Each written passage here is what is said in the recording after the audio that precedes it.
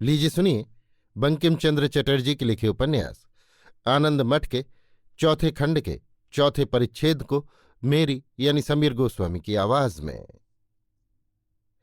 उत्तरी बंगाल मुसलमानों के हाथ से निकल गया, पर कोई मुसलमान इस बात को नहीं मानता। वे यही कहकर अपने मन को बहलाया करते हैं कि ये सब कुछ लुटेरों की बदमाशी है, हम अभी उन्हें सर किए डालते हैं। इस तरह कितने दिनों तक चलता सो कहा नहीं जा सकता, परंतु इस समय भगवान की दया से वॉरेन हेस्टिंग्स कलकत्ते में बड़े लाट होकर आए। वे यों ही मन को बहलाकर रखने वाले जीव नहीं थे, क्योंकि यदि उनमें यही गुण होता तो आज भारत में ब्रिटिश राज्य का कहीं पता न चलता। संतानों के शासन के लिए मेजर एडवर्डिस नाम के दूसरे सेनापति नई सेना लिए हुए फौरन आ पहुंचे। एडवर्डिस ने देखा कि ये तो यूरोपियनों की लड़ाई नहीं है। शत्रुओं के पास न सेना है, न नगर है, न राजधानी है, न किला है, पर कुछ न होने पर भी सब कुछ उन्हीं के अधीन है। जिस दिन जहां पर ब्रिटिश सेना का पड़ाव होता है, उसी दिन भर के लिए वहां ब्रिटिश सेना का अधिकार हो जाता है, सिर्फ उसी दिन भर के लिए। जब अंग्रेजी सेना वहां से चली जाती है, तब फिर हर जगह वंदे मातरम का गान होने लगता है। साहब को इस बात की थाह नहीं लगने पाती कि ये किधर से टिड्डियों के दल की तरह रात भर में पैदा हो जाते हैं, और जो गांव अंग्रेजों के दखल में आता है उसे जला जाते अथवा थोड़ी सी अंग्रेजी फौज होने से उसे तत्काल नष्ट कर डालते हैं। अनुसंधान करते करते साहब को मालूम हुआ कि लोगों ने पदचिन्ह में किला बनाया है और वहीं खजाना और सिलाई खाना बना रखा है। अतः उन्होंने निश्चय किया कि उसे किले को हाथ में कर लेना चाहिए। उन्होंने जासूसों से इस बात की जोह लेनी शुरू की कि पदचिन्ह में कितनी संतान रहते हैं। उन्हें जो खबर मिली उससे उन्होंने किले पर हमला करना अच्छा नहीं समझा। उन्होंने मन ही मन एक विचित्र चाल सोची। माघ की पूर्णिमा आ पहुंची थी।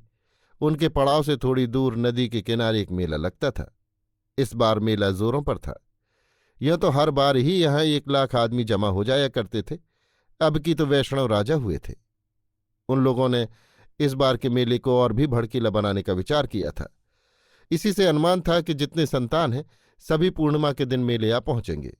मेजर एडवर्डिस ने सोचा कि संभव है पदचिन्ह के रक्षक गण भी मेले में ही चले आए, अतः हम उसी दिन पदचिन्ह पर अधिकार कर लेंगे। इसी अभिप्राय से मेजर ने इस बात की तमाम शोहरत कर दी कि वे मेले के दिन वहां के लोगों पर हमला करेंगे। सब वैष्णव उस दिन यहीं आकर जमा होंगे, इसलिए एक ही दिन में एक ही स्थान में वे सबका काम तमाम कर देना चाहते हैं। ये खबर गांव-गांव में फैल गई। फिर तो जो संतान जहां था वो उसी क्षण वहां से हथियार लिए हुए मेले की रक्षा करने के लिए दौड़ पड़ा। सभी संतान माघी पूर्णिमा के दिन नदी के तीर पर मेले में आए इकट्ठे हुए। मेजर का सोचना बिल्कुल ठीक निकला। अंग्रेजों के सौभाग्य से महेंद्र भी इस फंदे में आ पड़े। वे थोड़े से ही सैनिकों को पदचिन्ह में रखकर अधिकांश सैनिकों को लिए हुए मेले में चले आए। इन सब बातों के पहले जीवानंद और शांति पदचिन्ह से बाहर चले गए थे। उस समय युद्ध की कोई बात ही नहीं हुई, क्योंकि उन लोगों की तबीयत ही लड़ाई भिड़ाई से फिरी हुई थी।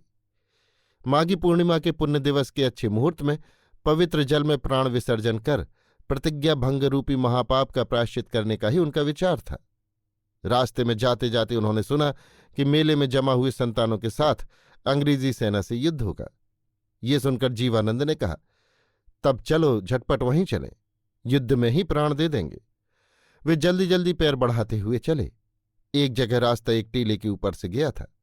टीले पर चढ़कर उस वीर दंपत्ति ने देखा कि उसके नीचे थोड़ी ही दूर पर अंग्रेजी सेना का पड़ाव है। शांति ने कहा, मरने की बात तो अभी रहने दो, बोलो वंदे मातरम। अभी आप सुन रहे थे बंकिम चंद्र चटर्जी के लिखे उपन्यास आनंद मठ के चौथे खंड के चौथे परिच्छेद को मेरी यानी समीर गोस्वामी की आवाज में।